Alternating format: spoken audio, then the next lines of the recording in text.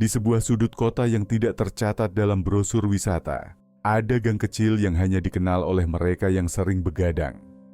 Letaknya tersembunyi di balik toko kelontong tua, diapit rumah-rumah petak yang kusam dan pohon-pohon Kamboja yang menjuntai ke jalan. Di sanalah, setiap tengah malam, sebuah warung soto buka nyaris tanpa aba-aba.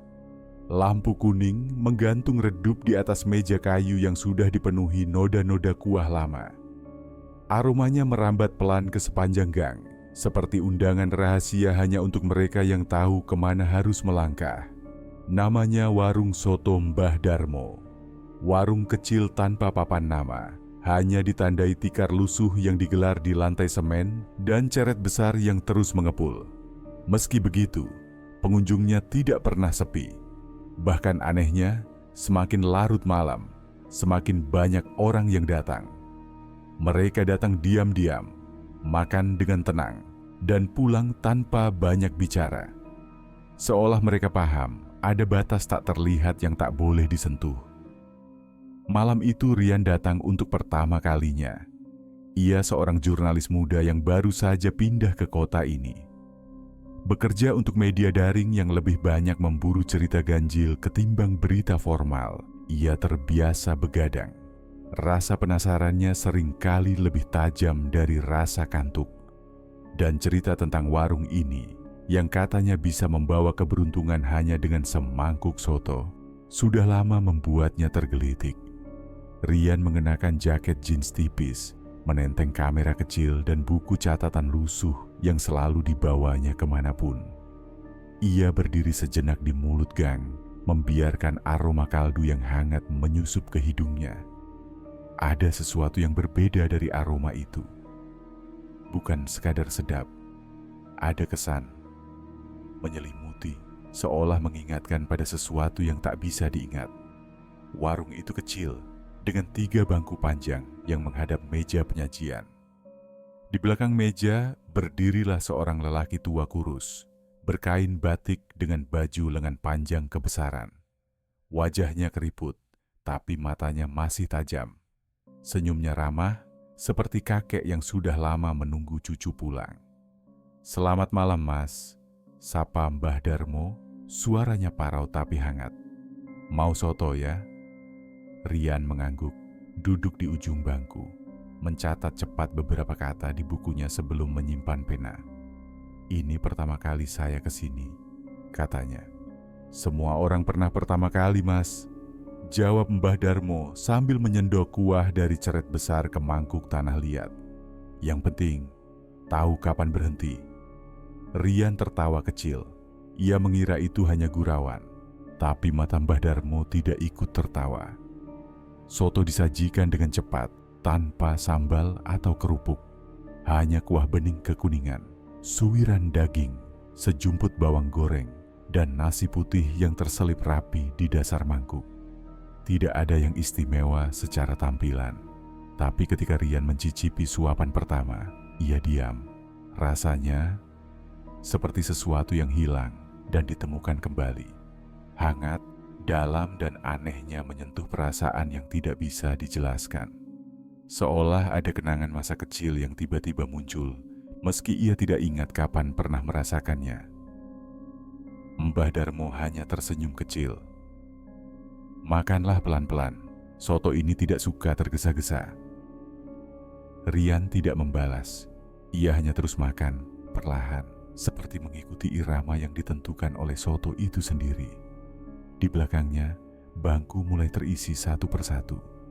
Orang-orang datang diam-diam, duduk, dan makan dalam keheningan. Tidak ada suara obrolan, hanya dentingan sendok di pinggir mangkuk, dan sesekali desah pelan seperti laga. Rian melirik. Semuanya tampak biasa, tapi terlalu biasa. Ia kembali menatap Mbah Darmo. Lelaki tua itu sedang menyendokkan kuah untuk pelanggan berikutnya dengan gerakan yang begitu hati-hati, seolah sedang meracik ramuan. Rian menelan suapan terakhir dan merasa aneh. Perutnya kenyang, tapi kepalanya ringan. Seperti lebih tenang dari biasanya. "Terima kasih, Mbah," ucapnya sambil membayar. Tapi saat ia hendak pergi, ia iseng bertanya, "Boleh minta tambah kuah sedikit?" Senyum Mbah Darmo memudar. Sesaat, hanya sesaat, sorot matanya berubah. "Maaf Mas, di sini kami tidak pernah memberi kuah tambahan." Dan Rian, meski tidak tahu kenapa, merasa jantungnya berdetak sedikit lebih cepat. Malam pertama yang sederhana, tapi sejak itu, warung itu tidak bisa hilang dari pikirannya. Sejak malam pertamanya di warung itu, Rian merasa ada yang berubah dalam ritmenya sendiri.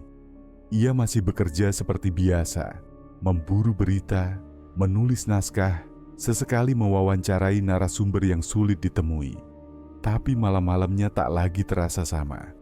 Ada tarikan halus yang membawanya kembali ke gang kecil itu. Bukan karena rasa lapar, bukan pula karena soto itu terasa lebih nikmat dari masakan lainnya. Lebih dari itu, ia merasa perlu kembali. Pada malam kedua, ia datang tanpa berpikir panjang. Seperti kaki dan pikirannya sudah bersepakat diam-diam. Warung itu masih sama, tikar yang sama, ceret yang sama. Bahkan lampu kuning yang menggantung pun seperti tak pernah mati. Anehnya, Rian mulai mengenali beberapa wajah yang ia lihat sebelumnya. Pria berjaket kulit yang duduk di ujung, ibu tua dengan daster coklat dan rambut digelung longgar, seorang remaja yang terus menunduk saat makan. Semuanya diam, seperti biasa. Tapi mereka datang lagi, sama seperti dirinya. "Selamat malam Mas Rian," sapa Mbah Darmo saat ia duduk. Rian tersentak kecil. "Mbah ingat nama saya?" "Tentu," jawab Mbah Darmo sambil mulai menyiapkan mangkuk. "Yang datang ke sini, apalagi yang bertanya tentang tambah kuah, biasanya saya ingat." Kalimat itu terdengar biasa saja, tapi membuat tengkuk Rian meremang. Ia menelan ludah, mencoba mengalihkan rasa tidak nyaman itu. "Sotonya itu memang dari resep turun-temurun ya, Bah?" tanyanya, mencoba santai. Mbah Darmo tersenyum kecil. "Bisa dibilang begitu, tapi resep yang sesungguhnya tidak diwariskan. Ia memilih sendiri kepada siapa ia berpindah." "Memilih?" Rian mengernyit. "Maksudnya soto ini hidup?" Alih-alih tertawa, Mbah Darmo hanya menyendok kuah dari ceret perlahan, seperti sedang mendengar sesuatu dari dasar wadah itu. Sesuatu yang memberi keberuntungan. "Selalu punya harga, Mas Rian," katanya pelan. Rian tak menjawab. Ia mulai makan, dan lagi-lagi rasa itu hadir. Rasa seperti pulang ke tempat yang ia lupa pernah ada. Sejuk dan menenangkan. Tapi di sela kehangatan kuah, muncul rasa asing yang samar. Ada jejak pahit yang tidak berasal dari bumbu. Malam itu, saat ia hendak pulang, Rian memperhatikan sekeliling warung lebih teliti. Ia melihat sesuatu yang semalam tidak ia sadari. Di sudut belakang, ada pintu kayu kecil setengah terbuka. Di baliknya, kegelapan pekat, seolah lorong itu tidak mengarah ke dapur, melainkan ke sesuatu yang lebih dalam. Ia ingin bertanya, tapi Mbah Darmo sudah berdiri di dekatnya. Terlalu dekat. "Jangan melihat terlalu dalam, Mas Rian," katanya perlahan. "Soto ini hanya untuk dinikmati, bukan untuk diselami." Rian hanya bisa mengangguk, lalu melangkah pergi. Tapi langkahnya terasa berat, seperti ada sesuatu yang tertinggal di tikar warung itu. Dan malam itu, ia bermimpi aneh. Dalam mimpinya, ia duduk sendirian di warung yang sama. Tapi semua orang di sekitarnya tidak punya wajah. Hanya kulit halus yang kosong, tanpa mata, tanpa mulut. Mereka makan dengan gerakan cepat, rakus, dan di tiap mangkuk mereka, kuahnya hitam pekat seperti lumpur. Rian terbangun dengan nafas terengah. Di kamarnya, semuanya tampak biasa. Tapi jendela kamarnya terbuka sedikit, meski ia yakin sudah menguncinya sebelum tidur. Dan di ujung meja kerjanya, ada bekas tumpahan kuah. Meski ia tidak membawa makanan apapun pulang malam itu. Pagi harinya, Rian duduk di depan laptop, membuka dokumen kosong. Biasanya, kata-kata mengalir deras saat ia menulis. Tapi kali ini, Pikirannya hanya dipenuhi warung itu, lampu temaram, wajah Mbah Darmo, dan kuah soto yang terasa semakin asing. Ia mencoba mencari tahu. Ia buka arsip berita lokal, forum-forum komunitas kuliner, bahkan blog-blog pribadi yang kerap membahas tempat makan tersembunyi. Tapi tak satu pun menyebut nama warung soto Mbah Darmo. Ia coba mengubah kata kunci pencariannya. Soto tengah malam, warung di gang kecil, soto yang bawa hoki, masih nihil. Warung itu seolah tidak pernah tercatat, seolah hanya hidup di dimensi sempit antara rasa lapar dan waktu yang lupa bergerak. Rian mendesah. Ia memutuskan turun ke jalan. Jika internet tak memberi jawaban, mungkin orang-orang setempat tahu lebih banyak. Ia memulai dari toko kelontong tua di dekat gang menuju warung. Penjaganya perempuan separuh baya, mengenakan daster dan kerudung lusuh. Rian menyapanya sopan. "Permisi Bu, saya mau tanya. Di ujung gang sana ada warung soto yang buka malam-malam. Warung Mbah Darmo, Ibu tahu?" Perempuan itu menoleh perlahan. Ekspresinya datar, tapi matanya bergerak gelisah. "Maaf Mas, saya nggak pernah ke sana. Tapi Ibu tahu tempatnya kan?" Ia diam sejenak sebelum menjawab pelan. "Tahu, tapi saya nggak pernah lewat situ kalau malam. Orang-orang sini juga enggan bahas warung itu. Bukan karena takut, cuma katanya lebih baik begitu." Rian mengernyit. "Maksudnya?" Perempuan itu tak menjawab, hanya menunduk dan kembali merapikan dagangannya. Tak jauh dari situ, Rian bertemu seorang pemuda ojek online yang sedang menunggu order. Ia coba bertanya lagi. "Oh, yang itu." Pemuda itu menoleh ke arah gang. "Saya pernah antar pelanggan ke sana, tapi cuma sekali. Habis itu, saya selalu tolak kalau dapat order ke arah situ." "Kenapa?" Pemuda itu menggeleng. "Saya nggak bisa jelasin, tapi malam setelah antar ke sana, saya mimpi aneh. Ada tangan dari dalam mangkuk yang narik saya masuk. Sejak itu saya selalu lewat jalan memutar."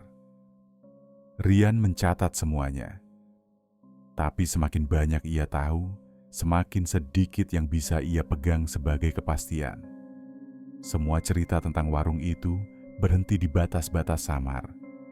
Tak ada yang bisa memberinya sejarah, nama panjang Mbah Darmo, atau bahkan kapan warung itu mulai buka. Hari semakin sore, dan Rian memutuskan untuk kembali ke rumah. Di perjalanan, ia berhenti di sebuah warung kopi kecil. Di sana, ia bertemu seorang pria tua berpakaian rapi, membawa tas kulit dan koran bekas. Tanpa sengaja, obrolan mereka mengarah ke soto. Rian menyebut soal warung tengah malam itu. Pria tua itu mendongak pelan. "Warung Mbah Darmo masih ada?" "Masih. Bapak tahu tentang warung itu?" "Dulu, waktu saya muda, tempat itu sudah ada. Tapi bukan Mbah Darmo yang jaga. Namanya beda. Tapi wajahnya mirip, terlalu mirip." "Bapak yakin itu bukan orang yang sama?" "Orang bisa tua, Mas, tapi warung itu tidak pernah berubah. Bahkan ceretnya pun masih sama seperti dulu. Hitam besar dan selalu penuh." Rian terdiam. Pria itu meneguk kopinya lalu berkata pelan, seperti berbicara pada dirinya sendiri. "Dulu juga ada yang terlalu penasaran. Wartawan juga. Setelah itu, tak ada kabarnya lagi. Mungkin kamu yang selanjutnya." Ucapan itu seperti mengunci napas Rian. "Maksud Bapak?" Tapi pria itu hanya berdiri, mengambil tasnya, dan pergi tanpa menoleh lagi. Malam itu, Rian kembali ke gang kecil. Ia tak tahu pasti kenapa kakinya membawanya ke sana. Tapi seperti malam-malam sebelumnya, ia duduk di bangku panjang warung itu. Soto disajikan tanpa perlu ia minta. Dan Mbah Darmo menyapanya dengan senyum yang berbeda. "Selamat datang kembali, Mas Rian. Rasanya Mas mulai terbiasa ya?" Rian tak menjawab. Ia hanya menatap ceret besar di depan Mbah Darmo, yang seperti mendidih dengan suara yang tidak berasal dari api. Dan untuk pertama kalinya, ia merasa ada sesuatu yang memperhatikan dari balik kegelapan pintu kecil di belakang warung. 2 hari setelah kunjungan ketiganya ke warung Mbah Darmo, Rian mendapat telepon dari redaktur utamanya. Nada suaranya antusias, hampir tergesa. "Rian, ada kasus pembunuhan lama yang tiba-tiba muncul bukti baru. Kita punya akses eksklusif, dan kamu yang akan handle. Deadline seminggu." "Kasus mana?" "Pembunuhan pengusaha di Semarang 5 tahun lalu. Dulu mandek, sekarang jaksa buka ulang karena ada saksi baru muncul. Wartawan lain belum dapat akses. Kamu pertama." Rian terdiam. Itu kasus yang sempat jadi headline besar, tapi hilang tanpa jejak. Tiba-tiba, sekarang datang ke pangkuannya seperti diletakkan dengan sengaja. Ia mengiyakan tugas itu. Tapi jauh di dalam, ada bisikan kecil yang tidak tenang. Dalam waktu 2 hari, liputannya naik dan meledak. Situs kantornya dipenuhi pembaca, redaksi memuji. Namanya mulai disebut-sebut media lain. Ada yang mengundangnya tampil di kanal YouTube, ada yang mengajaknya jadi pembicara diskusi jurnalisme investigasi. "Keberuntunganmu kayak disiram kuah emas," kata teman sekantornya sambil tertawa. Rian ikut tertawa, tapi dalam hatinya tak ada rasa lega. Karena sejak malam terakhir makan soto itu, ada sesuatu yang berubah. Ia mulai susah tidur. Setiap menutup mata, ia seperti melihat gerakan bayangan di sudut kamar. Bukan sosok, hanya lekuk hitam yang seakan mengintip dari balik lemari atau celah pintu. Tak pernah muncul penuh, tapi cukup untuk membuat dadanya sesak. Bahkan saat makan pun, ia mulai merasa ganjil. Suatu siang, ia makan nasi goreng di warung langganan dekat kantor. Tapi saat menyendok nasi ke mulut, ada sensasi aneh, seperti sesuatu yang menggeliat di balik nasi. Ia buang pandang ke piring, tapi tak ada apapun. Hanya nasi, telur, dan kecap. Tapi rasa itu, seperti ada yang mencuil dari bawah. Ia pikir dirinya hanya lelah. Tapi keanehan itu berulang. Saat makan sup di rumah, ia mendengar bunyi seperti langkah kecil dari dalam mangkuk. Waktu menggigit roti, ia merasa seperti menggigit ujung jari sendiri, padahal tidak ada luka. Rian mencoba mengabaikannya. Ia fokus pada pekerjaannya. Tapi setiap malam, ia merasa semakin ditarik kembali ke warung itu. Bukan karena lapar, bukan karena ingin, tapi karena semacam janji diam yang telah ia buat tanpa sadar. Sampai akhirnya malam keempat tiba. Ia berdiri lama di mulut gang. Angin malam tidak terlalu dingin, tapi kulitnya merinding. Ia tak membawa kamera, tak membawa buku catatan, hanya dirinya sendiri dan niat yang tak bisa dijelaskan. Warung itu, seperti biasa, menyala lembut. Mbah Darmo menyambut dengan anggukan kepala. "Datang lagi, Mas Rian. Sudah mulai terbiasa dengan keberuntungan, ya?" Rian duduk, tak menjawab. Ia menatap Mbah Darmo lama, lalu berkata pelan, "Saya merasa ada yang mengikutiku." Mbah Darmo menuang kuah ke mangkuk, gerakannya tetap tenang. "Yang datang ke sini dan meminta terlalu banyak, akan diberi apa yang mereka minta. Tapi mereka juga harus memberi balik, apapun bentuknya." Rian menelan ludah. "Saya belum pernah minta apa-apa." "Mas pernah minta tambah kuah," jawab Mbah Darmo sambil meletakkan mangkuk soto di hadapannya. "Dan itu sudah cukup." Rian memandangi mangkuk itu lama. Ia ingin menolaknya, tapi tangannya bergerak sendiri, menggenggam sendok, mencicipi rasanya. Masih hangat, masih sama. Tapi kini ada lapisan rasa lain, samar, seperti karat besi yang meresap di balik rempah-rempah. Dan ketika ia menelan, ada satu pikiran melintas begitu saja. "Berapa lama lagi aku punya waktu sebelum sesuatu diambil dariku?" Rian duduk di depan laptopnya selama hampir 2 jam. Namun kursor di layar tak bergeser lebih dari 1 paragraf. Kata-kata seakan tertahan di tepi pikirannya. Dan setiap kali ia mencoba menulis, muncul suara samar yang mengusik dari belakang kepalanya. Seperti desir kain yang diseret di atas lantai basah. Ia bangkit dan menuju cermin kamar mandi. Tatapannya kosong, matanya sedikit cekung. Ia tak merasa sakit, tapi juga tak benar-benar sehat. Seperti tubuhnya bekerja dalam kabut.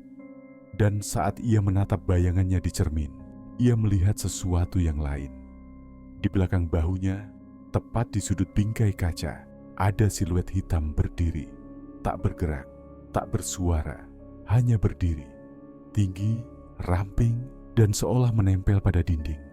Rian membalikkan badan cepat, tapi tentu saja tak ada siapapun. Ia menatap ke dalam kamar, hening, tapi perasaannya tidak berbohong. Sudah beberapa hari ini, ia merasa diawasi. Saat di kamar, saat menyikat gigi, saat tidur, bahkan saat menyeberang jalan di tengah siang bolong. Bayangan itu tidak datang dengan suara. Ia hanya muncul seperti embun dingin, perlahan, lalu menetap tanpa bisa diusir. Malam itu, Rian memutuskan untuk tidak pergi ke warung. Ia ingin tidur lebih awal, menenangkan pikirannya. Tapi saat ia hendak mematikan lampu, ia menemukan sesuatu yang aneh di dalam lemarinya. Ada sebuah kemeja putih tua tergantung, padahal ia tidak merasa pernah memilikinya. Bahannya kasar, seperti kain seragam zaman dulu. Ada noda kecoklatan di bagian lengan. Ia memegangnya. Dan seketika, bayangan ingatan menyeruak. Ia masih kecil, duduk di tikar bambu, menyantap soto hangat dalam mangkuk kecil. Tapi tempatnya bukan di rumah, bukan di warung manapun yang ia kenal. Di belakangnya ada ceret hitam besar. Dan seseorang, berpakaian seperti Mbah Darmo, duduk memperhatikannya dengan senyum tipis. Tapi wajahnya tidak jelas. Hanya bentuk kabur, seolah wajah itu bukan untuk diingat, melainkan untuk dilupakan. Rian terhuyung, terduduk di lantai. Ia mencengkeram kepala. Ingatan itu terlalu jelas untuk disebut mimpi, tapi terlalu asing untuk dianggap nyata. Ia mulai mengingat suara ibunya, pernah melarangnya jajan di satu tempat tertentu saat kecil. Jangan dekat-dekat gang itu, Yan. Di sana ada tempat makan yang bukan buat orang seperti kita. Tapi waktu itu, ia tidak paham maksudnya. Dan kini, peringatan itu kembali, seperti serpih kayu dari masa lalu yang terapung di danau pikiran.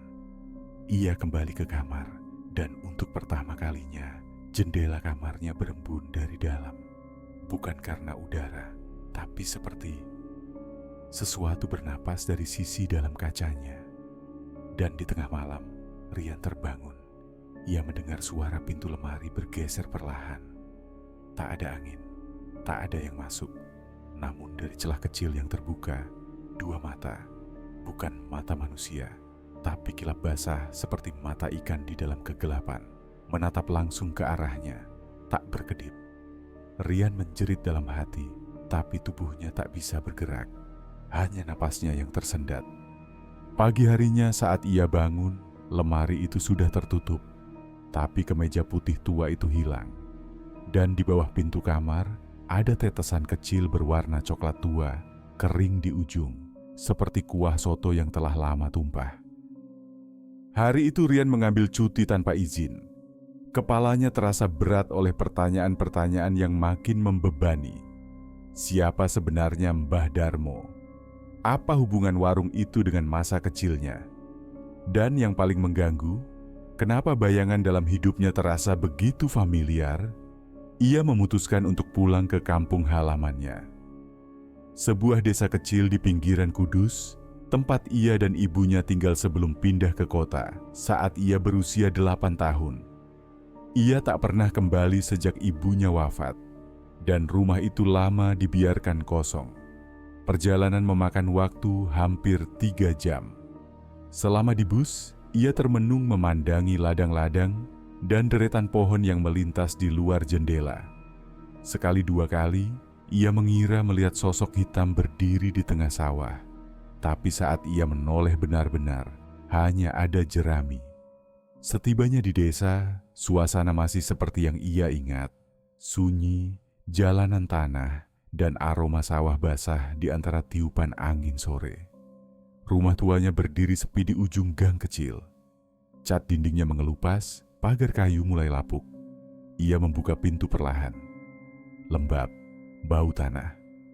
Tapi semuanya masih utuh. Meja makan tempat ia dulu belajar. Lemari tua tempat ibunya menyimpan kain batik. Di ruang belakang, kamar ibunya masih rapi, meski tertutup debu. Tapi yang membuatnya tercekat adalah tembok dapur.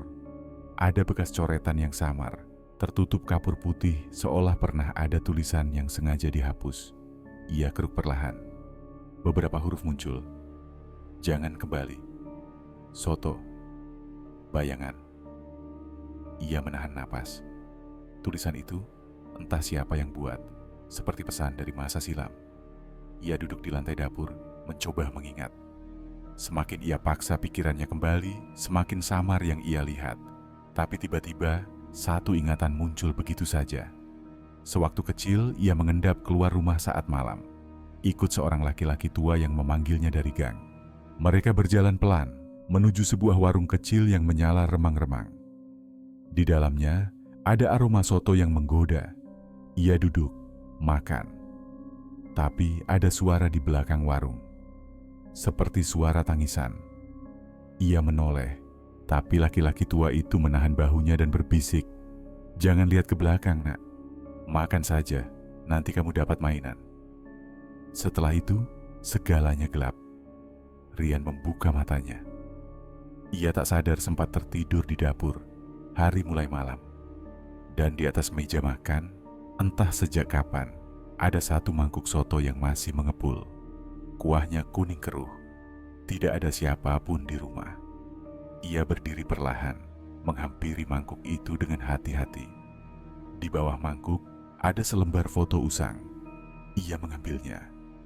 Foto hitam putih. Seorang anak kecil duduk di bangku warung. Di belakangnya, berdiri seorang pria tua, tersenyum. Wajah pria itu adalah wajah Mbah Darmo. Tapi yang membuat Rian gemetar, anak kecil di foto itu adalah dirinya sendiri. Malam di rumah masa kecilnya terasa lebih sunyi dari biasanya. Angin tak berembus, jangkrik pun enggan bersuara. Rian duduk di depan mangkuk soto yang kini telah dingin, tapi aromanya masih menggantung seperti bayangan yang tak kunjung pergi. Ia memegang foto lama itu lama sekali, menelusuri wajahnya sendiri yang masih polos. Duduk di bangku warung dengan senyum kecil, tak tahu bahwa satu mangkuk soto mungkin telah mengubah jalan hidupnya. Dan malam itu, ia bermimpi. Dalam mimpinya, ia kembali ke warung. Bukan yang sekarang, melainkan versi lamanya. Warung kayu reot beratap genteng kusam. Lentera minyak tergantung di langit-langit, berayun pelan meski tak ada angin. Ia masuk dan melihat dirinya yang kecil duduk di sudut, makan dengan lahap. Di balik meja, Mbah Darmo muda berdiri, matanya bersinar redup seperti bara. Tapi ada yang aneh. Di sudut ruangan, duduk sejumlah orang lain. Mereka tak makan, hanya diam menatap mangkuk masing-masing. Raut wajah mereka kosong, matanya buram, seperti lupa cara merasa. Rian menghampiri seorang pria tua yang duduk di dekat jendela. "Pak, kenapa mereka tak makan?" Pria itu menoleh pelan, wajahnya keriput, matanya cekung. "Kami semua pernah minta tambah kuah." Rian ingin bertanya lebih lanjut, tapi suara sendok menyentuh mangkuk membuatnya berpaling. Ia melihat Mbah Darmo mengangkat satu sendok kuah dan meneteskan ke dalam mangkuk bocah kecil itu. Tapi tetesan kuah itu tidak berwarna. Ia hitam, gelap seperti tinta, kental seperti darah tua. Dan seketika itu juga ruangan berubah. Lentera padam, tembok-tembok mencair jadi tanah. Meja melengkung, berubah jadi akar-akar hitam yang menjalar ke lantai. Rian berlari, mencoba keluar. Tapi jalan menuju pintu berubah menjadi lorong yang tak berujung. Di belakangnya, suara berbisik menyusul. "Kamu sudah kembali. Kamu sudah kembali." Ia terbangun, peluh membasahi tubuhnya. Nafasnya memburu. Tapi yang paling membuatnya terpaku adalah kenyataan bahwa ia tidak lagi berada di rumah masa kecilnya. Ia berada di dalam warung. Warung itu. Warung yang kini, tapi kursi-kursinya kosong. Lentera gantung padam. Dindingnya masih ada, tapi rapuh seperti kain tua. Dan di meja dekat dapur, ada satu sosok berdiri membelakanginya. Tidak bergerak. Rian berdiri perlahan. Bah, sosok itu tak menjawab, tapi tubuhnya gemetar perlahan, seperti berusaha menahan sesuatu di dalamnya. Rian melangkah pelan, tapi sebelum ia sempat mendekat, suara tua yang familiar menggema dari luar warung. Mas Rian, Mas Rian, bangun Mas. Seketika dunia itu runtuh. Rian membuka matanya dan melihat seorang tetangganya berdiri di ambang pintu rumahnya. Kowe ki kenapa tuh? Tadi ditemukan tidur di jalan depan rumah. Dingin-dingin begini. Rian terdiam. Ia menoleh. Rumah itu kembali seperti semula. Foto tua dan mangkuk soto di atas meja sudah tak ada. Tapi di tangannya, ia masih menggenggam sesuatu. Sepotong kecil kertas robek dari sebuah buku. Tulisannya samar tapi terbaca. Resep terakhir, jika ingin bebas, carilah pengganti. Setelah kembali dari desa, Rian merasa ada yang berubah.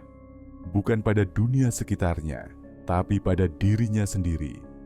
Pagi itu, ia membuka ponselnya dan mendapati puluhan notifikasi.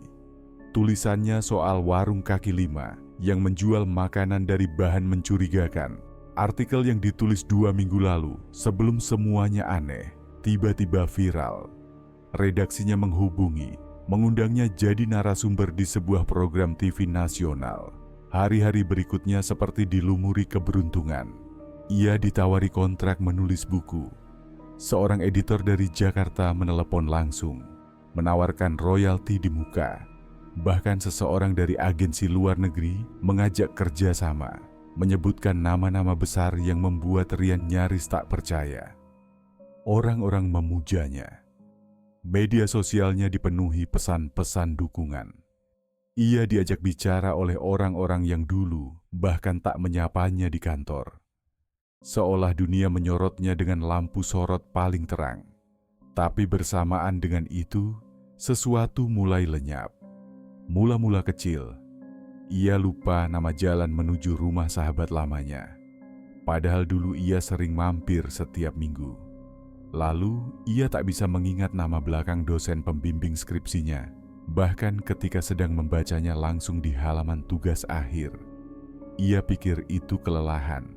Namun malam itu, saat ibunya muncul dalam mimpi, wajahnya tidak jelas. Hanya siluet samar dengan suara lembut. Ketika ia berusaha memanggil, mulutnya tak bisa menyebut ibu. Lidahnya keluh, pikirannya buntu. Saat terbangun, ia menangis. Tapi anehnya, air matanya kering sebelum sempat jatuh. Dan lebih dari itu, makanannya tak lagi punya rasa. Rian pertama kali sadar saat memesan nasi goreng di tempat langganan. Ia kunyah suapan pertama dan hanya ada tekstur. Bukan asin, bukan pedas, hanya kosong. Ia mencoba es teh. Hambar. Ia pulang dan mencoba berbagai hal di dapurnya. Gula, garam, cabai, bahkan kecap. Tapi semua hanya menyisakan rasa dingin di lidah. Seolah mulutnya telah disekap oleh sesuatu yang tak terlihat. Dan ketika malam datang, ia kembali ke warung. Bukan karena lapar, tapi karena dorongan yang tak bisa ditolak. Seperti tubuhnya punya ingatan sendiri. Seperti perjanjian yang tak pernah ia ucapkan, tapi telah disepakati dalam-dalam. Warung itu tetap seperti biasa. Ramai. Mbah Darmo menyambutnya dengan senyum tua yang lembut. Seolah tak ada yang berubah. Rian duduk. Tanpa diminta, semangkuk soto disajikan di hadapannya. Ia menatap mangkuk itu lama. Lalu bertanya lirih, hampir seperti gumaman. Mbah, kenapa semua ini terjadi? Mbah Darmo menoleh, tidak menjawab. Tapi sorot matanya berbeda kali ini. Ada rasa iba di balik keriputnya. Ia berkata pelan, kadang, apa yang kita kira keberuntungan sebenarnya adalah apa yang dipetik dari ladang milik orang lain. Rian menggigil. Mbah Darmo berdiri masuk ke dapur, dan dari balik tirai bambu ia berkata dengan suara nyaris seperti desahan. Orang-orang datang ke sini untuk mendapat lebih.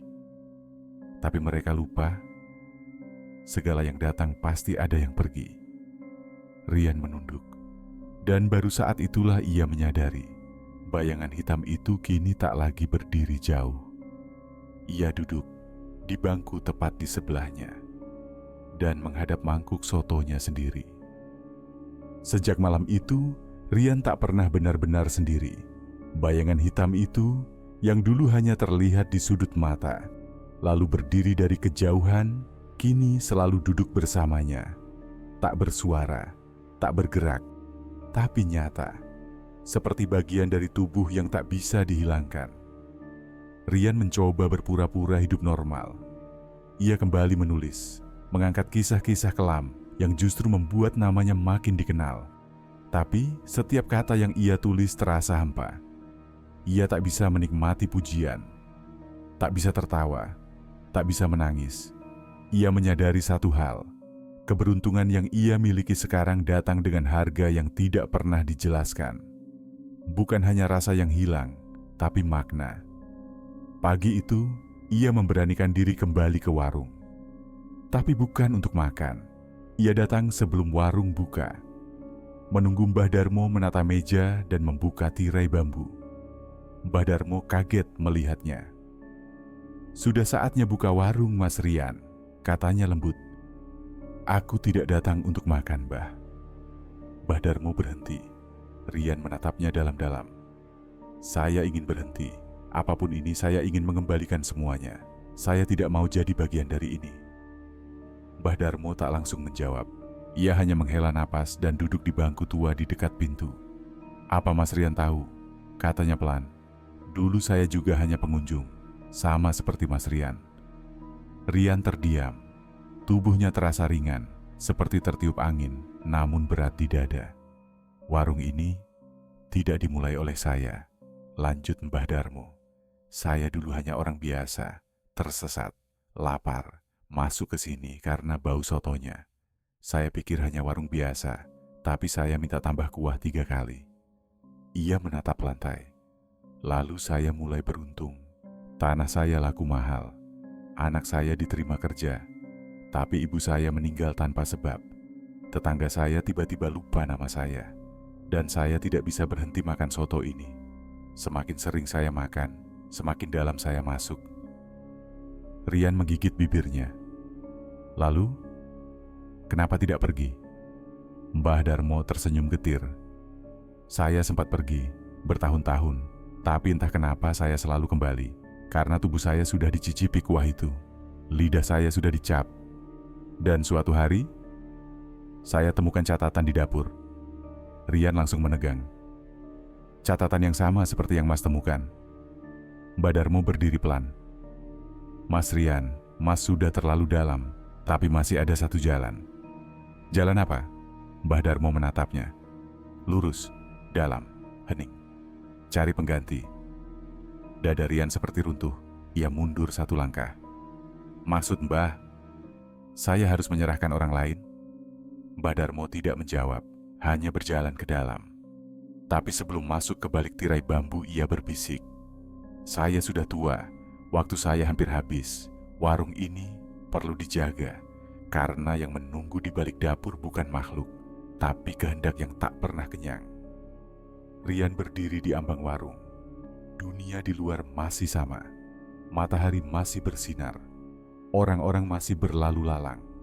Tapi dalam dirinya, semuanya sudah mulai hilang. Dan untuk pertama kalinya, Rian sadar bahwa melawan mungkin. Bukan soal menolak, tapi memilih kehilangan segalanya atau mengorbankan satu. Rian tidak tidur malam itu. Ia duduk di depan meja kerjanya, menatap layar laptop yang gelap. Pikiran-pikirannya seperti berputar-putar dalam lingkaran tak berujung. Semakin ia mencoba mencari jalan keluar, semakin ia merasa terperangkap dalam labirin pikirannya sendiri. Di luar, hujan turun dengan deras. Suara gemericik air yang jatuh ke jendela menambah kesunyian malam itu. Ia memikirkan kata-kata Mbah Darmo. Cari pengganti. Sebuah pilihan yang tak bisa dihindari. Sebuah jalan yang tak mungkin dilalui tanpa menambah beban baru. Apa yang harus ia lakukan? Mengorbankan seseorang untuk melepaskan diri dari kutukan ini, atau terus terjebak dalam lingkaran keberuntungan yang semakin merenggut ingatannya. Namun rasa putus asa perlahan berubah menjadi keteguhan. Ia tak bisa menyerah begitu saja. Ia tak bisa membiarkan warung itu dengan segala yang ada di baliknya menguasai hidupnya sepenuhnya. Mbah Darmo telah memberi petunjuk, dan sekarang saatnya baginya untuk mencari jalan keluar, meski itu berarti melawan takdir. Rian memutuskan untuk kembali ke warung. Tidak untuk makan, tidak untuk mencari penjelasan lebih lanjut, tapi untuk mengakhiri semuanya. Saat ia tiba di warung, Mbah Darmo sudah menunggunya, duduk di kursi kayu yang usang. Senyumnya kali ini tampak lebih lelah dari sebelumnya. Ada raut keputusasaan yang ia sembunyikan di balik mata tuanya. "Mas Rian," Mbah Darmo berkata perlahan, seperti tahu apa yang ada dalam pikiran Rian. "Kamu sudah memutuskan?" Rian berdiri tegak. "Saya akan keluar, Mbah. Saya tidak akan memberi pengganti. Saya akan melawan." Mbah Darmo tidak bergerak, hanya menatapnya dalam-dalam. Untuk sesaat, Rian merasa bahwa dunia itu berhenti bergerak. Semua suara hilang, dan hanya ada keheningan yang mencekam di antara mereka. Melawan, suara Mbah Darmo terdengar lebih rendah, hampir seperti bisikan. "Mas Rian, keberuntungan yang kamu rasakan sekarang, itu bukan kebetulan. Itu adalah jalan yang telah dipilih sejak lama. Semua ini sudah ditentukan." "Tidak," Rian menjawab dengan keras. "Saya tidak mau jadi bagian dari ini. Saya tidak akan menyerahkan diri saya atau orang lain. Saya tidak akan memberi siapapun untuk memenuhi perjanjian ini." Ada secercah keraguan di mata Mbah Darmo. Ia menunduk sejenak, menarik napas panjang. "Kamu masih belum mengerti, Nak. Kamu sudah masuk terlalu dalam. Menarik diri dari ini bukanlah hal yang mudah. Tidak ada jalan kembali tanpa meninggalkan sesuatu. Jika harus meninggalkan semuanya, maka biarkan saya pergi tanpa meninggalkan jejak apapun," kata Rian dengan tekad. "Saya akan berhenti. Saya akan melawan apapun yang mencoba mengikat saya." Mbah Darmo terdiam. Lama sekali. Lalu, akhirnya ia berdiri dan berjalan menuju dapur, di mana aroma soto yang familiar mulai menyelimuti udara malam. Tanpa berkata sepatah kata pun, ia membuka pintu dapur dan mengambil sebuah mangkuk kosong. Rian mengikuti langkahnya. "Mbah, saya tidak akan makan lagi." Mbah Darmo menoleh, dan dalam tatapannya, Rian melihat sesuatu yang lebih dalam daripada sekadar kelelahan, sesuatu yang tampak seperti rasa takut. "Ada satu hal yang tidak kamu tahu," kata Mbah Darmo. Suara serak, hampir berbisik. "Semua yang pernah makan di sini, semua yang pernah meminta lebih, mereka tidak pernah benar-benar pergi. Mereka terperangkap dalam siklus yang tak pernah berhenti. Bahkan jika kamu tidak makan, warung ini tetap akan menunggumu. Dan makhluk yang menginginkanmu, itu tidak akan pernah berhenti mengejarmu." Rian merasa tubuhnya dingin. Ia tidak tahu apakah yang dikatakan Mbah Darmo itu benar, tapi ia tahu satu hal pasti. Ia tak akan bisa hidup dalam ketakutan selamanya. Dengan langkah tegas, ia menatap Mbah Darmo. "Saya tidak takut. Saya akan pergi." Ia berbalik dan berjalan menuju pintu. Setiap langkah terasa berat, seolah seluruh warung itu menahan langkahnya, mencoba menariknya kembali. Tapi Rian tak peduli. Ia melangkah terus menuju pintu. Saat ia hampir mencapai pintu, sebuah suara menyapanya dari belakang. "Mas Rian." Mbah Darmo memanggilnya dengan suara yang lebih dalam dari sebelumnya. Rian menoleh, dan apa yang ia lihat membuat darahnya membeku. Di belakang Mbah Darmo terlihat bayangan hitam yang besar. Sosok itu melayang, berputar-putar di udara seperti roh yang tidak bisa tenang. Rian merasa tubuhnya terhenti sejenak. "Jangan pergi, Mas Rian. Tidak ada jalan keluar yang mudah. Hanya ada jalan yang lebih gelap, lebih dalam," kata Mbah Darmo. Suaranya penuh keputusasaan. Namun Rian hanya menggigit bibirnya, menguatkan tekadnya. "Saya akan melawan," ujarnya sekali lagi. Dan akhirnya ia melangkah keluar dari warung itu. Saat pintu tertutup, dunia di luar terasa berbeda. Semua terasa lebih cerah, lebih nyata. Namun di dalam hatinya, ia tahu perang ini belum selesai. Bayangan hitam itu masih mengikutinya. Tetapi kini Rian tidak takut lagi. Rian berjalan cepat melewati jalan yang basah akibat hujan tadi malam. Udara pagi terasa dingin, lebih dingin dari biasanya.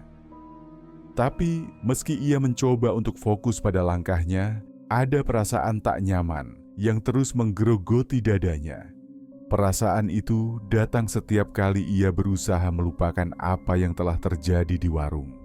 Setiap kali ia mencoba meyakinkan dirinya bahwa ia telah membuat pilihan yang benar.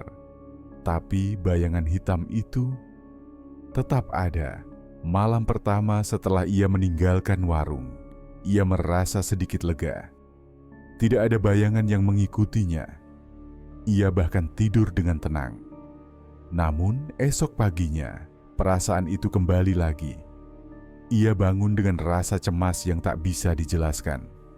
Sebuah perasaan berat yang menekan dadanya, seolah ada sesuatu yang mengawasi setiap gerak-geriknya. Dan setiap kali ia mencoba makan, rasa itu kembali. Tak ada rasa, tak ada kenikmatan. Makanan yang ia kunyah terasa kosong, seolah tidak memberi apa-apa selain kekosongan. Hari itu, ia mendapati dirinya kembali berada di ruang tamu rumahnya, duduk dengan tatapan kosong. Tidak ada yang berubah di luar sana. Matahari tetap bersinar, orang-orang tetap berlalu lalang. Namun di dalam dirinya ada sesuatu yang hilang, sesuatu yang tidak bisa ia temukan lagi. Saat itu, ponselnya bergetar. Sebuah pesan masuk dari nomor yang tidak dikenal. Rian membuka pesan itu dengan tangan gemetar. "Jangan kira kamu bisa lari dari apa yang sudah dimulai. Kami akan menunggu. Setiap langkahmu, setiap nafasmu." Rian merasa darahnya membeku. Ia segera menutup pesan itu, tapi perasaan takut yang menyertainya tidak hilang. Ia mencoba menenangkan diri, berpikir rasional. Mungkin ini hanya orang iseng, tapi di dalam hatinya, ia tahu bahwa itu bukanlah kebetulan. Semua ini ada kaitannya dengan warung, dengan keputusan yang ia buat. Sore harinya, Rian memutuskan untuk kembali ke kantor. Ia perlu fokus pada pekerjaan, mengalihkan pikirannya. Tapi seiring berjalannya waktu, perasaan aneh itu semakin menguat. Di sepanjang perjalanan ke kantor, ia merasa ada yang mengikutinya, seperti sebuah bayangan yang meluncur cepat di sampingnya, meski ia tak pernah bisa melihat siapa atau apa itu. Dan di setiap sudut jalan, ia bisa merasakan mata-mata yang memandangnya. Seperti ada sesuatu yang mengawasi dari kejauhan. Sesampainya di kantor, ia mencoba untuk berkonsentrasi pada pekerjaannya, tetapi matanya terus melayang keluar jendela. Sesekali, ia melihat bayangan hitam bergerak cepat melintas di jalan. Ketika ia menoleh, tak ada siapa-siapa. Lama-kelamaan, ketegangan itu mulai menggerogoti pikirannya. Ia merasa kehilangan kendali. Segala sesuatu yang ia lakukan terasa berat, dan pikirannya tak bisa terlepas dari perasaan terperangkap. Bayangan itu seolah terus mengikuti, tidak memberi ruang untuk bernapas. Di malam hari, Rian kembali ke rumah. Ia memutuskan untuk mencoba makan malam, berharap ada rasa dalam makanannya, berharap bisa merasa normal lagi. Tetapi seperti sebelumnya, makanan itu kosong. Tak ada rasa. Saat itulah ia mendengar ketukan di pintu. Rian membuka pintu dengan enggan, berharap itu hanya tetangga yang kebetulan lewat. Namun yang berdiri di depan pintu adalah seorang pria yang ia kenali, Mbah Darmo. Rian terkejut, tak tahu harus berkata apa. "Mbah, kenapa?" Mbah Darmo hanya menatapnya dengan mata penuh kelelahan. "Mas Rian, kamu tidak bisa melawan ini sendirian." Rian merasa ada sesuatu yang berbeda dari Mbah Darmo. Matanya tidak setenang biasanya. Ada kegelisahan yang jelas terlihat, seolah Mbah Darmo juga terperangkap dalam sesuatu yang lebih besar daripada dirinya sendiri. "Aku tahu kamu ingin berhenti, tapi ini bukan hanya soal kamu dan aku. Ini lebih besar dari itu. Aku dulu berusaha melawan juga, tapi mereka datang, Rian. Mereka datang untukku, dan mereka datang untukmu sekarang." Rian merasa tubuhnya lemas. Kata-kata itu menggema di telinganya, mengiris hatinya. "Mbah, siapa mereka? Apa yang harus saya lakukan?" Mbah Darmo terdiam sejenak, lalu mengeluarkan sebuah buku tua dari sakunya. Ia membuka halaman terakhir dan menunjukkannya pada Rian. Ini adalah catatan terakhir dari mereka yang datang sebelum kamu. Di dalam buku ini ada satu cara untuk mengakhiri semuanya. Tapi kamu harus siap kehilangan sesuatu yang sangat berharga. Rian menatap halaman itu. Tulisannya samar, hampir tak terbaca, tapi ada satu kalimat yang ia bisa pahami. "Pilih dengan bijak." Pengorbanan bukan hanya soal siapa yang hilang, tapi apa yang tertinggal. Rian merasakan sesuatu yang sangat gelap mulai menyelimuti pikirannya. Bayangan hitam itu kini lebih nyata, lebih dekat dari sebelumnya. Tidak hanya mengikutinya, tapi juga mulai merasuk ke dalam dirinya. Setiap detik yang berlalu terasa semakin berat. "Apa yang harus saya lakukan, Mbah?" tanya Rian dengan suara serak. Mbah Darmo menatapnya dengan tatapan penuh penyesalan. "Kamu harus memutuskan, pergi sekarang atau biarkan mereka datang untuk mengambil apa yang telah kamu ambil." Rian menelan ludah. Matanya berkilat-kilat, penuh kebingungan dan ketakutan. Namun saat itulah bayangan hitam itu kembali muncul, melayang di atas mereka, dan suara lirih terdengar di telinga Rian. "Kamu sudah memilih. Sekarang waktunya untuk membayar."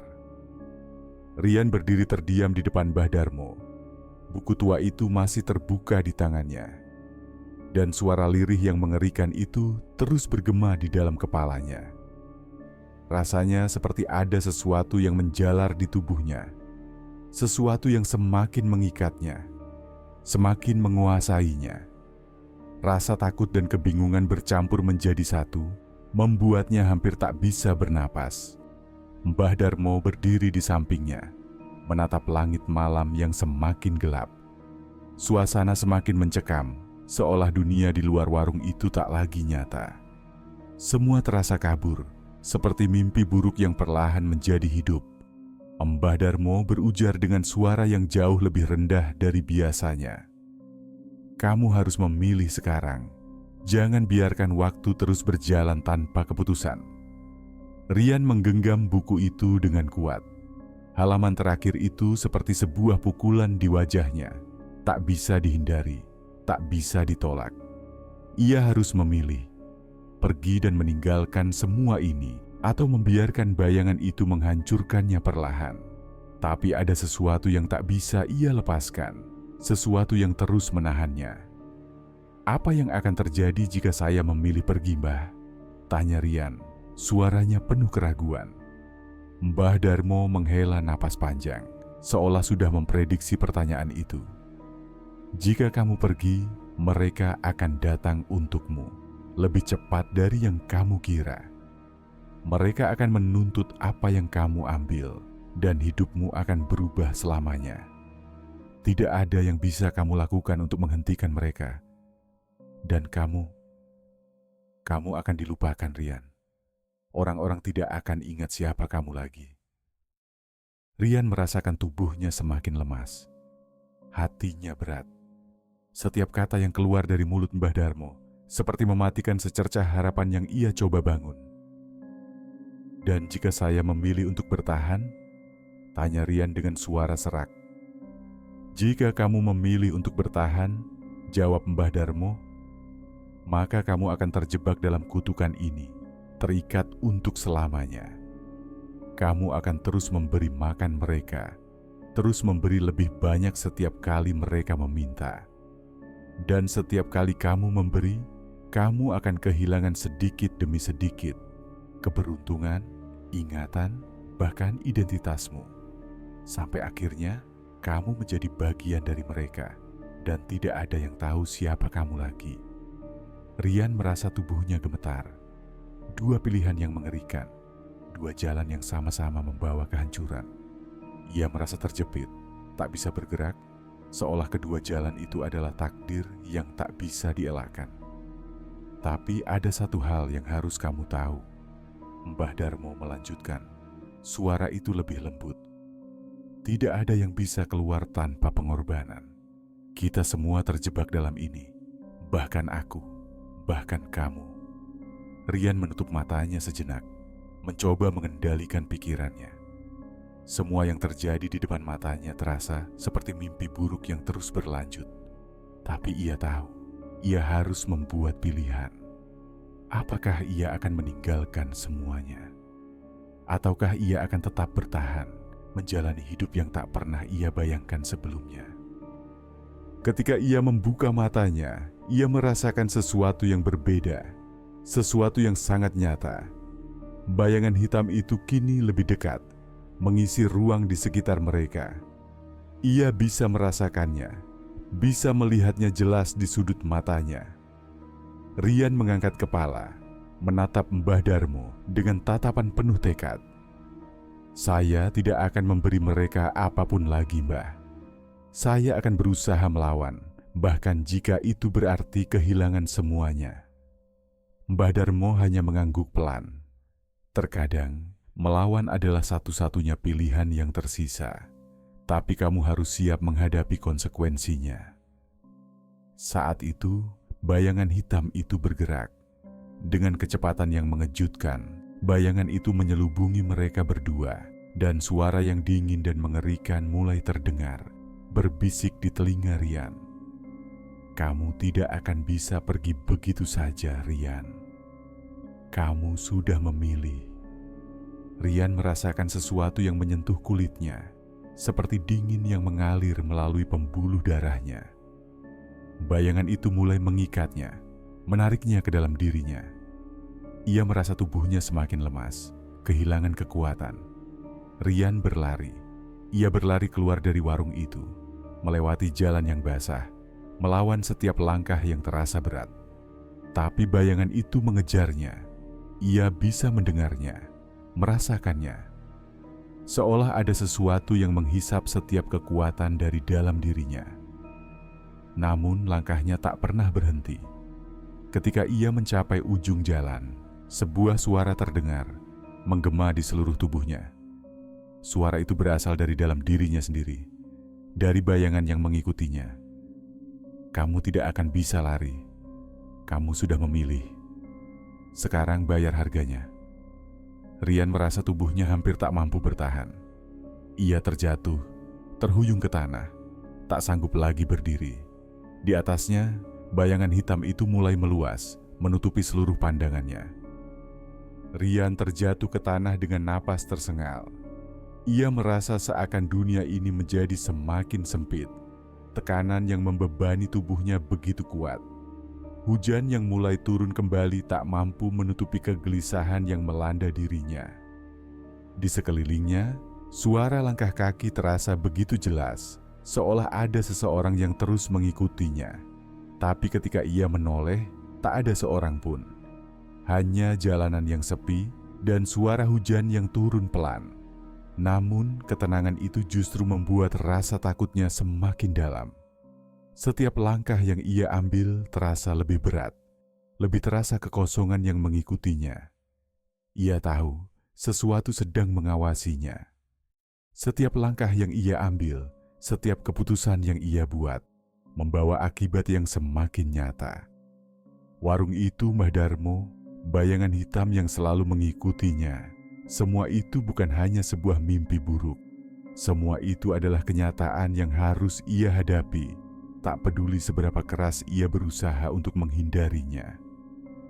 Malam itu, di rumahnya yang sunyi, Rian duduk di depan meja kerjanya, menatap layar laptop yang gelap. Tidak ada pekerjaan yang bisa ia lakukan. Pikiran-pikirannya berputar-putar, kembali ke pertemuannya dengan Mbah Darmo. Kata-kata Mbah Darmo terus terngiang di telinganya, mengingatkannya pada pilihan yang ia buat.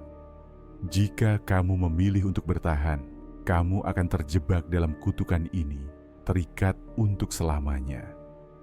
Rian menggigit bibirnya. Keputusan itu telah ia ambil, tapi apakah ia benar-benar siap dengan konsekuensinya?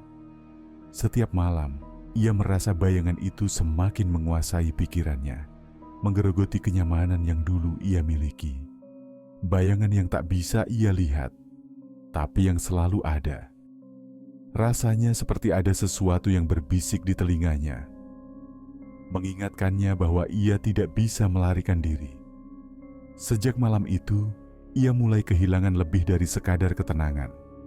Ia mulai merasa ada yang hilang, sesuatu yang tidak bisa dijelaskan. Ia makan, tapi makanan itu terasa hambar. Ia berbicara dengan orang-orang, tapi kata-katanya terasa kosong. Seperti ada sesuatu yang menggerogoti dalam dirinya. Sesuatu yang perlahan mencuri bagian dari dirinya yang paling berharga. Rian mencoba berbicara dengan teman-temannya, mencoba untuk berbagi beban yang ia rasakan. Namun setiap kali ia menceritakan tentang warung itu, tentang Mbah Darmo, mereka hanya menatapnya dengan kebingungan. Mereka tidak mengerti, dan bahkan ia sendiri mulai merasa seperti orang asing bagi mereka. Keberuntungan yang ia dapatkan setelah makan di warung itu terasa semakin seperti kutukan. Setiap kali ia melihat dirinya di cermin, ia merasa seperti ada seseorang yang berbeda di dalam tubuhnya. Orang yang dulu percaya diri, yang dulu memiliki impian, kini hanya menjadi bayangan dirinya sendiri. Di tengah kegelisahan itu, Rian mendapati dirinya kembali di depan warung soto Kudus. Ia berdiri di luar, menatap pintu yang tampak biasa saja, seperti tidak ada yang aneh. Namun di dalam dirinya, ia tahu bahwa tempat ini adalah bagian dari perjalanan yang harus ia lalui, meski itu berarti menghadapi rasa takut yang semakin menguasainya. Saat itu, pintu warung terbuka, dan dari dalam, Mbah Darmo muncul. Tidak ada lagi senyum ramah yang biasa ia tunjukkan. Rian berdiri di sana, menatap Mbah Darmo tanpa bisa berkata-kata. "Aku tahu kamu merasa terperangkap," kata Mbah Darmo sambil melangkah mendekat. "Tapi percayalah, tidak ada jalan keluar tanpa pengorbanan. Kamu sudah memasuki dunia ini, dan dunia ini tidak akan membiarkanmu begitu saja." Rian merasakan perasaan yang sulit dijelaskan. Ada sesuatu yang mendorongnya untuk kembali, meskipun ia tahu betul bahwa kembali berarti terjerat lebih dalam lagi. Namun ia juga tahu bahwa ketidakpastian yang ia rasakan akan menghancurkannya jika ia tidak mendapatkan jawaban. "Apa yang harus saya lakukan, Mbah?" Suara Rian bergetar. "Apa yang harus saya lakukan agar bisa keluar dari semua ini?" Mbah Darmo terdiam sejenak, kemudian berjalan ke arah dapur. Ia membuka lemari kecil dan mengeluarkan sebuah wadah berisi kuah soto. Aroma yang biasa tercium dari warung itu mulai memenuhi udara malam.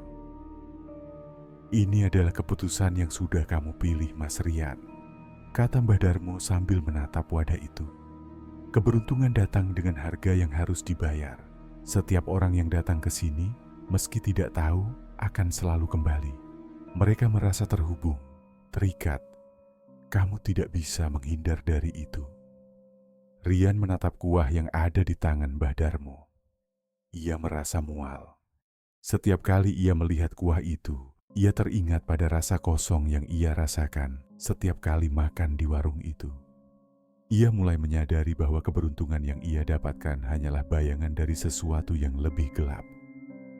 Apakah saya harus terus memberi makan mereka? Tanya Rian, suara hampir putus asa. Apakah itu satu-satunya cara untuk bertahan? Mbah Darmo menatapnya dengan tatapan penuh kelelahan. Tidak ada jalan mudah, Mas Rian. Bahkan jika kamu tidak memberinya, mereka akan datang. Setiap orang yang datang ke warung ini, baik mereka tahu atau tidak, terikat dalam satu takdir yang sama. Keseimbangan yang telah ditetapkan sejak lama. Rian menutup matanya, merasakan hatinya semakin berat. Ia tahu bahwa ia telah terjebak. Ketika ia membuka matanya, ia tidak melihat jalan keluar. Hanya ada satu pilihan yang tersisa, dan itu adalah jalan yang semakin gelap. Malam itu terasa semakin gelap, bahkan lebih gelap dari biasanya. Rian berdiri di depan warung soto Kudus yang kini terasa lebih asing dari sebelumnya. Ada perasaan yang tak bisa ia jelaskan, sebuah perasaan yang menggerogoti setiap inci tubuhnya. Ia merasa terperangkap, seolah dunia ini menutup ruangnya, meninggalkan dirinya dengan satu pilihan yang menakutkan. Mbah Darmo yang kini berdiri di depan pintu warung menatap Rian dengan tatapan yang jauh lebih kosong daripada sebelumnya. Tidak ada lagi senyum ramah yang ia kenal. Mbah Darmo hanya menatapnya dengan kelelahan yang mendalam, seolah ia tahu bahwa Rian sudah berada di titik yang tak bisa kembali. Mas Rian, suara Mbah Darmo terdengar lemah, hampir seperti bisikan. Kamu sudah memilih jalan ini, dan jalan ini tidak akan pernah membiarkanmu pergi. Rian menggigit bibirnya. Ia tahu apa yang sedang terjadi, dan ia tahu betapa besar konsekuensinya. Namun sesuatu dalam dirinya, sesuatu yang lebih kuat dari rasa takut, memaksa dirinya untuk melawan. Ia menatap Mbah Darmo dengan tekad yang seolah muncul dari dalam hati yang sudah lama terluka. Aku tidak bisa melanjutkan ini, Mbah, kata Rian. Suaranya gemetar, namun penuh dengan tekad. Aku tidak ingin terjebak seperti Mbah. Aku tidak ingin menjadi seperti mereka. Aku tidak mau kehilangan diri aku sendiri. Mbah Darmo menunduk. Wajahnya terlihat lebih tua, lebih rapuh, seolah beban yang ia pikul terlalu berat untuk ditanggung. Kamu tidak tahu apa yang kamu katakan, kata Mbah Darmo perlahan.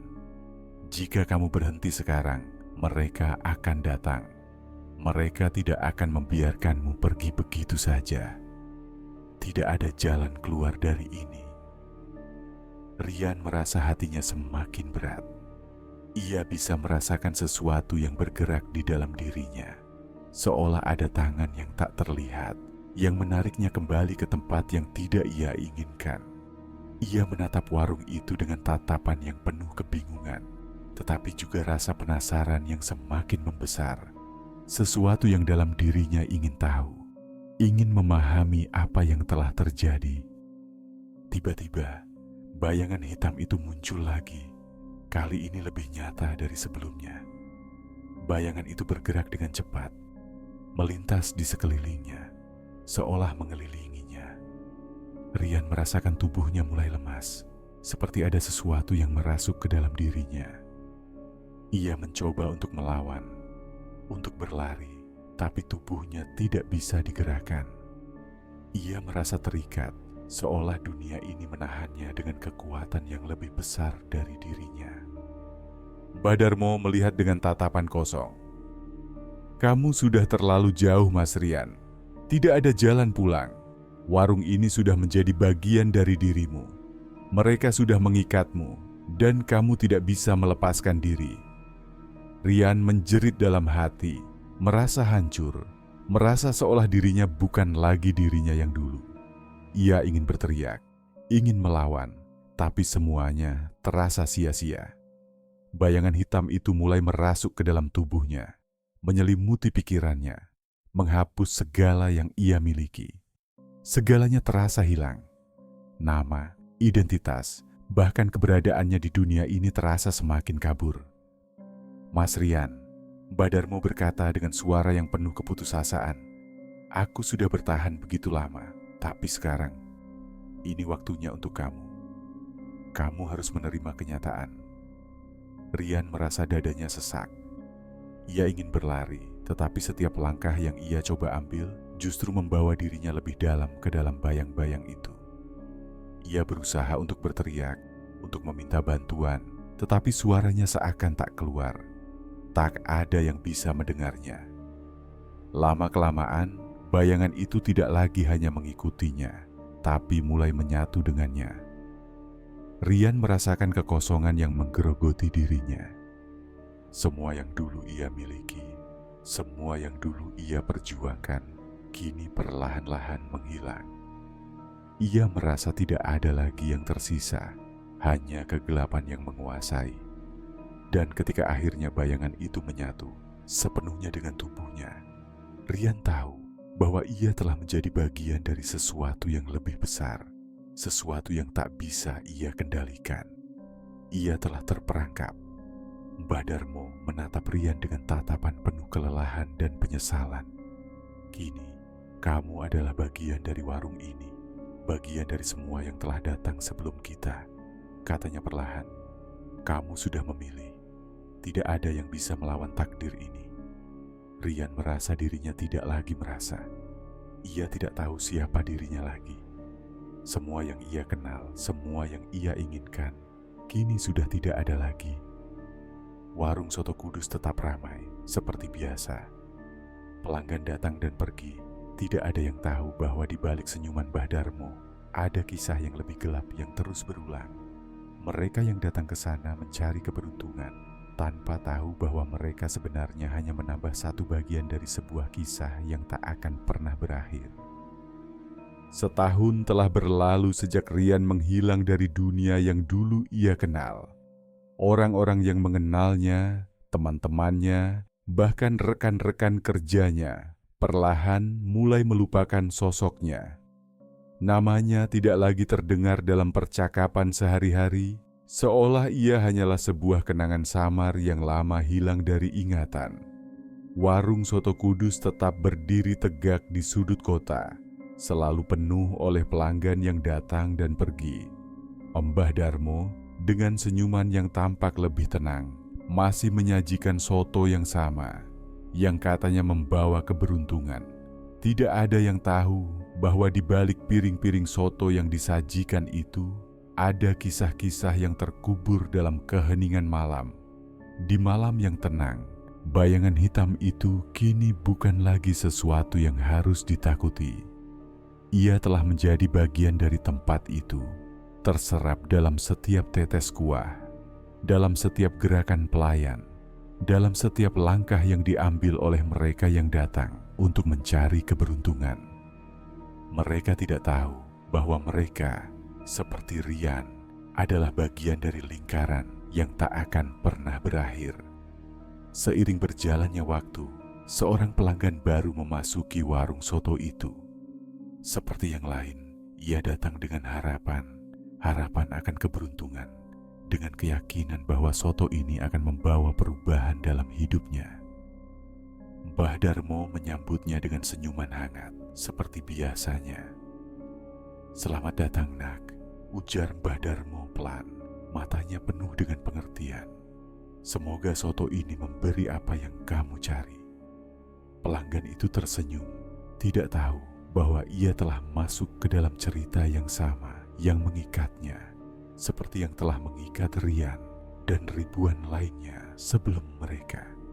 Seperti biasa, ia duduk dan mulai menikmati soto yang hangat. Warung soto Kudus yang tak pernah sepi tetap hidup, menghidangkan lebih dari sekadar makanan. Di setiap suapan, ada kisah yang terulang kembali. Kisah tentang keberuntungan yang datang dengan harga yang harus dibayar. Dan di setiap malam yang sepi, bayangan hitam itu akan terus mengawasi, menunggu mereka yang akan datang untuk mengambil bagian mereka dalam takdir yang telah tertulis. Tidak ada yang bisa keluar begitu saja dari warung itu. Tidak ada yang bisa melarikan diri. Dan cerita itu, seperti soto Kudus yang selalu tersaji di meja-meja pelanggan, akan terus berlanjut. tak pernah berhenti, tak pernah selesai. Terima kasih telah menonton video ini. Jangan lupa untuk like, komen, dan subscribe, serta nyalakan notifikasi agar tidak ketinggalan video-video selanjutnya.